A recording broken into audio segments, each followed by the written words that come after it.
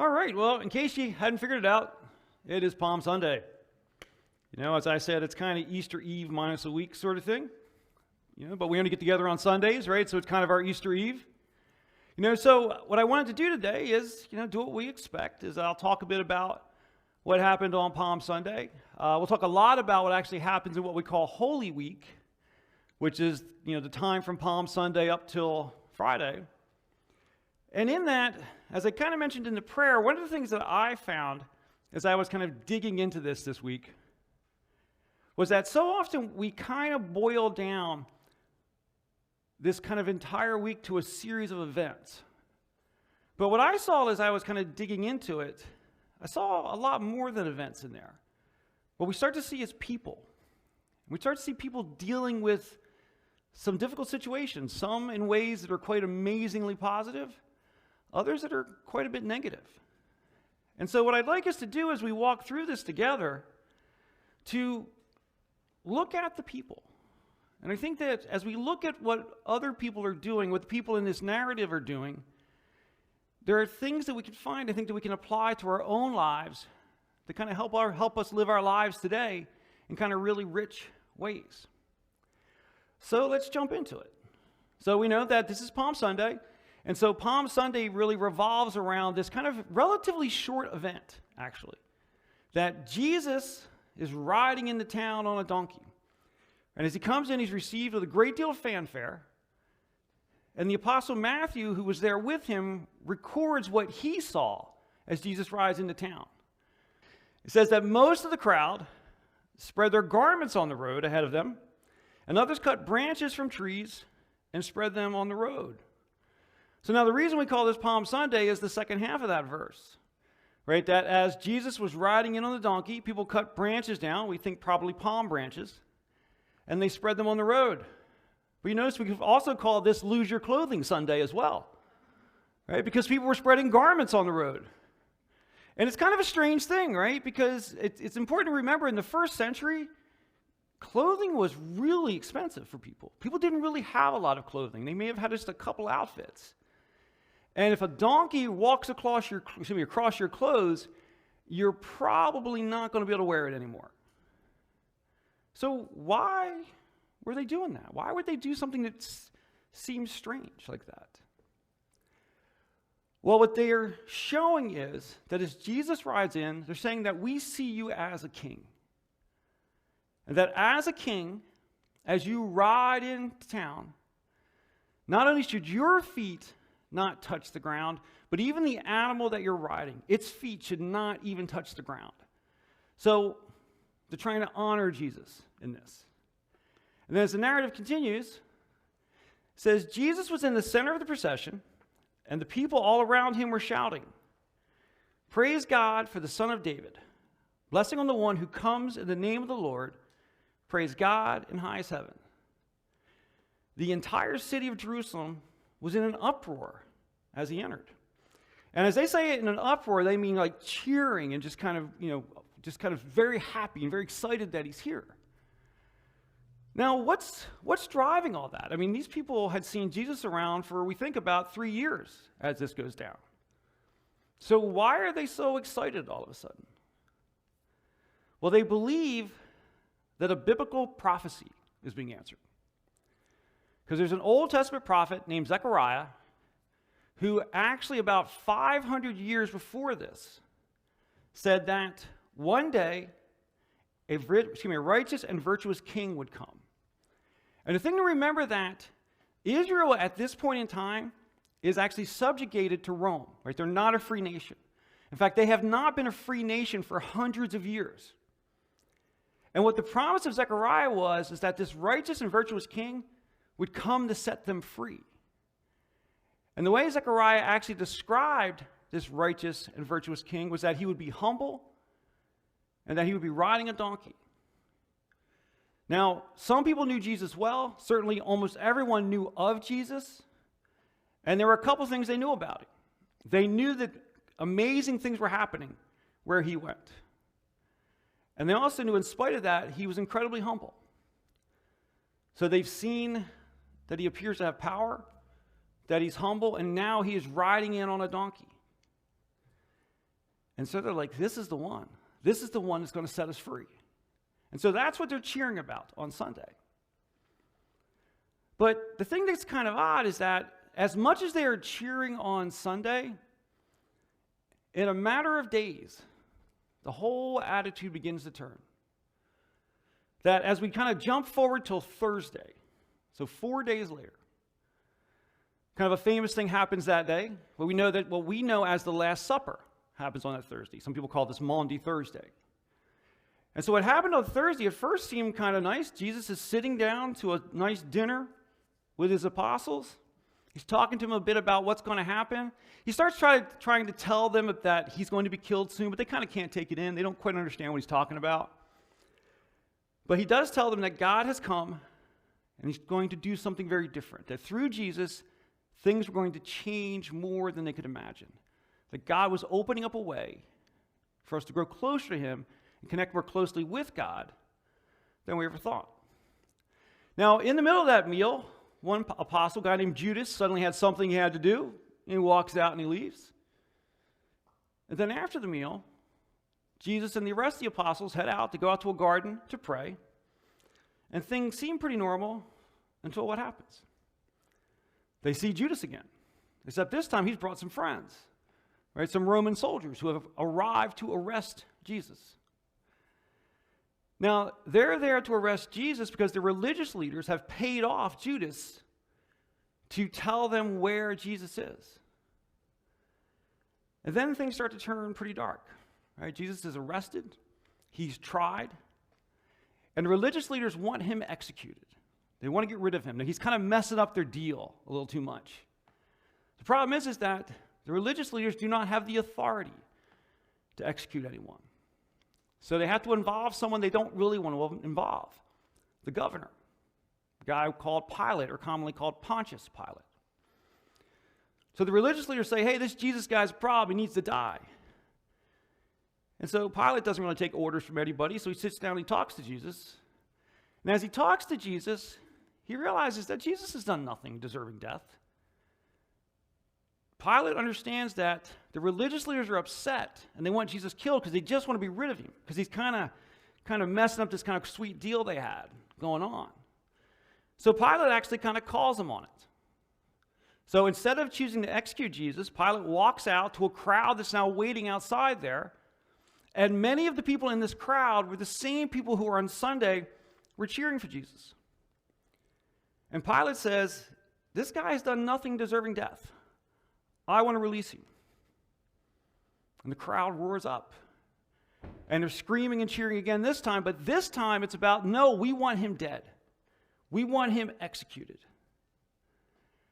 And so Pilate, fearing that the crowd is about to riot, gives in. Because from his standpoint as a Roman governor, his one job is to keep peace. If he doesn't keep peace, he gets replaced. So if killing one guy that other people don't like much anyway is a way to keep peace, small price to pay.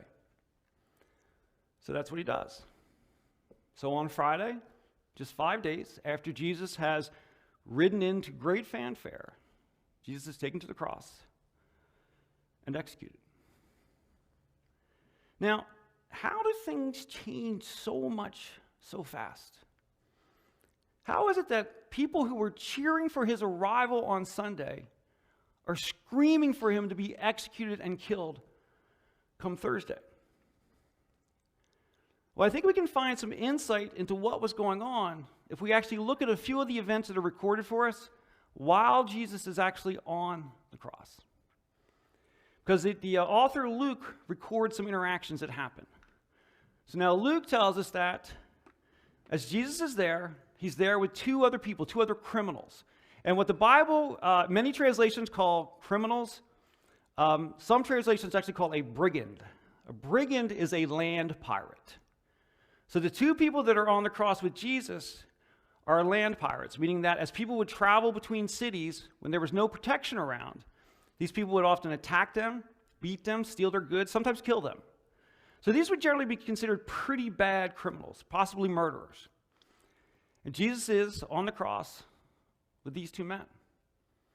And Luke goes on to tell us that one of the criminals hanging beside Jesus scoffed, "So you're the Messiah, are you? Prove it by saving yourself. Hey, and us too while you're at it. Now, given a guy might be a murderer, he's certainly someone who doesn't care much about people. Him kind of, going on like that doesn't seem like that big a deal. But it turns out that the words that he was saying were being echoed by many other people as well. They were being echoed throughout the crowd. Even religious leaders were saying something very similar. Because Luke also tells us that the crowd watched and the leaders scoffed. He saved others, they said. Let him save himself if he really is God's Messiah, the chosen one. So it's interesting. From the criminal, it's kind of like prove it, right? From the crowd, from the religious leaders, it's like, well, if he's really of God, he should be able to do these things. And what we see happening is that as opposed to people watching what was actually going on, the people had already decided in advance what they thought the Messiah was going to do. Right, from the criminal to the righteous. Honestly, I would say from the criminal to the self-righteous and to the religious leaders, they had decided in advance how God was supposed to do things. They weren't looking for God in these actions that they were watching. They had decided in advance what the actions are that demonstrate that God has arrived. So, since Jesus didn't do those things, they're like, he can't be from God. Now, people being a little bit confused about the Messiah, that's not that outlandish, right? Jesus did things very different than people expected. I mean, the reason the religious leaders disliked him so much is because he was blowing up all these religious norms, that these religious leaders held on to much of their power by having very restrictive rules around how people were supposed to live. And the rules were so complex that no one other than the religious leaders truly understood what they were. And this gave them a great deal of power. And then as Jesus comes along and says, you don't have to deal with all that. You can talk to God directly. You don't need all that. And as I said before, this kind of undermined their deal. Now, the issue is that people have so many preconceived ideas and so many preconceived expectations that as God is moving literally right in their midst, as Jesus is doing things that would have been fully from God, as people's lives are being changed, as people are being healed, as incredible things are happening around them, it didn't meet their expectations. Now, the question, of course, is, what is it about what he's doing not meeting their expectations? I mean, if he's healing people, that seems like that should be a God thing, right? If he's actually, dealing with people's blindness, that seems like it should be a God thing. But they didn't care about that. You know why they didn't care about that? Because their expectations about God were about what God was going to do for them. And so when Jesus didn't show up and do all the things for them that they had expected, it's like, well, that can't be from God, because God's supposed to be here to do what I want him to do, take care of my problems.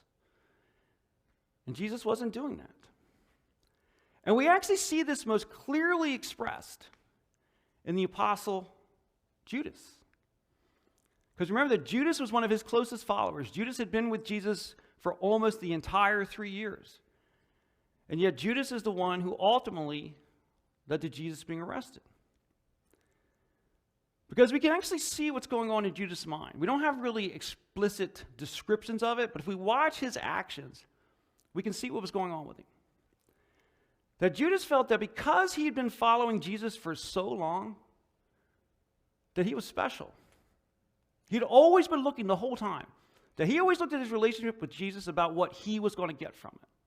That he thought that because he'd been so close to Jesus for so long, that when Jesus started handing out all the awards and all the gifts, he was going to be right at the front of the line. And the problem was that Jesus didn't talk about those sort of things. Jesus almost never talked about what they would get. What did he talk about? What they could do for other people. How they should use what they have to make a difference in other people's lives. And so Judas finally, after 3 years, is kind of tired of waiting. And so he says, if I'm going to get anything from this deal, I got to make it happen myself. So he abandons Jesus, goes and talks to the religious leaders and accepts a bribe to give up where Jesus is. So just like so many of the other religious leaders, just like so many people in the crowd, their expectation was self-focused. What's in it for me? What's in this relationship with God for me? And when those things didn't happen, they missed what God was actually doing. And that's the thing that I think to be so aware of, is that in any of our lives, because it's very easy to kind of read back from a story from 2,000 years ago and kind of point out all the places those people got it wrong. But they're just people. And they do things that people do. And we're people too. And so what happened in their lives is because they had such a narrow focus on what they thought God was going to do, when God was doing something so much bigger than that, actually putting together a redemptive plan for humanity, a plan that moved away from laws, that moved away from rules, and moved more closely into a relationship, and clarified the aspects of that relationship, and simplified this process of moving closer. As all that's going on through Jesus, since it didn't look like what they expected, they didn't see it. They missed what I would argue is the most significant event in human history. They were right there and they missed it. They missed what God was doing right in front of them. And that's the question, I guess, that I ask myself. I would encourage us all to ask ourselves. How often does that happen in our lives? I mean, how often are we so focused on some narrow expectation about God that ends up doing something much bigger, and we never see it? Because I think that God all the time is reaching out to us, offering us a chance to do something, to provide opportunities to reach other people's lives. I think that God truly gives us the opportunity to do amazing things, transformative things, life-changing things all the time. But we miss it. And I think we miss it for the same reasons they do. I often talk about this idea of putting God in a box. In other words, that there's this infinite God out there, this infinite creator God out there, and I've got just the things on my mind that I'm thinking about, and I'm kind of in this little tiny puzzle and just looking for God to fix my little tiny puzzle. When in reality, he may be doing something much bigger than that. And one of the things that I do know is that if I focus on myself and looking for what God's doing for me, you know what I often miss? When I'm looking at what God can do for me, I miss what he can do through me. Remember, we often use the phrase that we are the hands and feet of God. In other words, we're supposed to be walking out there to where the problems are. We're supposed to be using our hands to do the things that need to be done. That's what we're called to do. Now, I want to be really clear on this, right? There is nothing wrong with asking God for help. In fact, God tells us to do that, right? That when we have needs, when we have concerns, when we have frustrations, we have fears, we have illness, we have loss, Jesus said, take those things to God. But what we want to be careful of is that we're not looking so narrowly at just what we need that we miss what we can actually do, miss the difference that we can actually make. Because I know from my own experience, the greatest benefits in my life come not from when God does something for my life, but I see that God has put an opportunity in front of me to do something for someone else, to step out and make a difference in someone else's life. Because we seem to kind of expect God to kind of sometimes come down and just kind of fix us, kind of fix our thing, whatever our thing is.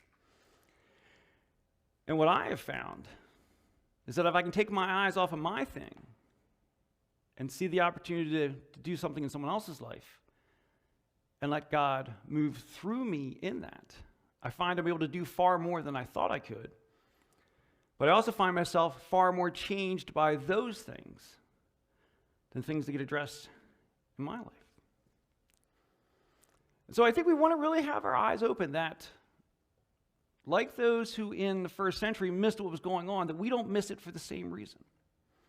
And it turns out that during this Holy Week, as these things were going on, it turns out that not everyone missed what Jesus was doing. Because the narrative gives us a really good example of how people missed it. But it also gives us some really good examples of people who didn't miss it, people who actually saw what God was doing. In fact, there are two people who give us a really good example. Now, one is a woman named Mary. Now, one of the things that's very challenging about talking about the Gospels, when I say Mary, who do you think of? Right, Jesus' mom, or four other women, right? There's Mary. Mary was kind of like John in the first century, is a very, very common name. But this particular Mary had a sister named Martha. Now, many of us know the story of Mary and Martha, where Martha liked to cook and Mary liked to listen to what Jesus had to say. And Mary actually demonstrates for us how she can see what others miss. Because the author John tells us that, kind of going back to Palm Sunday, before Jesus actually rides in on the donkey, he's actually at Mary and Martha's house. Because it turns out that Mary, Martha, and their brother Lazarus were actually close friends of Jesus. He visited them often. And so John tells us that before he begins this journey to his execution, he stops by their house and spends some time there. And while he's there, any guess what Martha's doing? Cooking dinner. So Jesus is there and Martha's busy cooking dinner. Whereas Mary's not doing that. Mary ends up doing something that seems quite strange to us. John tells us that as Jesus and his disciples are waiting, Mary took a 12-ounce jar of expensive perfume made from essence of nard, and she anointed Jesus' feet with it, wiping his feet with her hair. The house was filled with a fragrance. Now, this was probably a fairly awkward moment, right? And as this goes down, and it turns out that Judas kind of steps in and says, wait a minute, that stuff's expensive. We could have sold that and got some money for it. And Jesus steps in. Before Judas can go on too long, Jesus replied, leave her alone. She did this in preparation for my burial. So a full week before it happens, Mary understood that Jesus was going to die. And even in this moment, as Jesus says it, the rest of them still don't see it. They think he's using a metaphor or something. But Mary knew that he was about to be executed. How did she know what so many others missed? The 12 apostles had missed it. His other disciples had missed it. But Mary saw it. Martha didn't see it, but Mary did. Well, I think we understand why she understood because of the more famous story of Mary and Martha. Right? Much earlier in Jesus' ministry, we have another story of when he goes to visit their home. And remember that as he's there, Jesus is teaching. And what's Martha doing? Cooking dinner. And so Martha gets kind of annoyed because Jesus is teaching, Mary's out listening to Jesus, and Martha's cooking. So she goes and complains to Jesus and says, hey, tell my sister to come in here and help me. And Jesus says something that really surprises Martha. Martha, you are distracted by so many things. You're distracted by so many things. And what he's saying is that not that cooking dinner is a bad thing, right? Not that, someone's got to do it, right? Although Jesus is there. Actually, no one has to cook dinner, right? He'll just make dinner himself, right? Oh, come on, that's a little funny. Come on, that's a little funny, right? But the point is that she's doing what she always does. And this is a special moment, right? That Jesus was teaching. He didn't spend a lot of time there. He would just pass through and rest there. This is a special moment with something really important going on. Put your everyday stuff aside for a minute. But Martha couldn't seem to do that. She couldn't do it on that first visit. She couldn't do it on the day leading up to Palm Sunday. But remember, on that first visit, Mary was doing what Jesus said was good. She was capitalizing on the opportunity to understand what Jesus was saying. And it's hard for us to even realize what a big deal that was. Because it would not have been uncommon in that time frame for a rabbi to come through into a household and teach while he's staying there. But what was uncommon is women never went in to listen. Women normally weren't allowed in to listen. Education was a man thing, sort of stuff. And Jesus welcomed Mary into that experience. And as far as we can tell, the only person who understood what Jesus was doing on Palm Sunday was Mary. Because she put aside the day-to-day activities to take advantage of something special that was going on, something special that God was doing. Because sometimes God does special things by just helping us to learn and understand. And that's what was happening in those early visits at Mary's house. But those things prepare us for that moment where God calls us to do something, to make a difference. For Mary, that was doing the preparation of Jesus' body. For us, it's more likely helping someone else in need, stepping into a real need, things beyond our own ability. So Mary, rather than caught up in all those expectations, was there to care for Jesus and prepare him for this journey. As Martha missed it, as the apostles missed it, as so many of the other people around missed it. She was there to actually be part of what God was doing while everyone else was so busy doing what they always do. And interestingly, I said there are two people who seem to understand what Jesus was up to. Right? Mary was one, and we see her do her thing kind of on Palm Sunday. But the other person does his thing on Friday during the crucifixion. It turns out that it appears that one of the criminals actually understood what Jesus was doing. Because remember that as we talked about this, that when Jesus was first there with the criminals, one of the criminals starts kind of giving Jesus a hard time. We're telling him, hey, if you're really that Messiah guy, why don't you get yourself off here, and why don't you get us off here too? But Luke goes on to tell us, but the other criminal protested. Don't you fear God even when you've been sentenced to die? We deserve to die for our crimes, but this man hasn't done anything wrong. Then he said, Jesus, remember me when you come into your kingdom.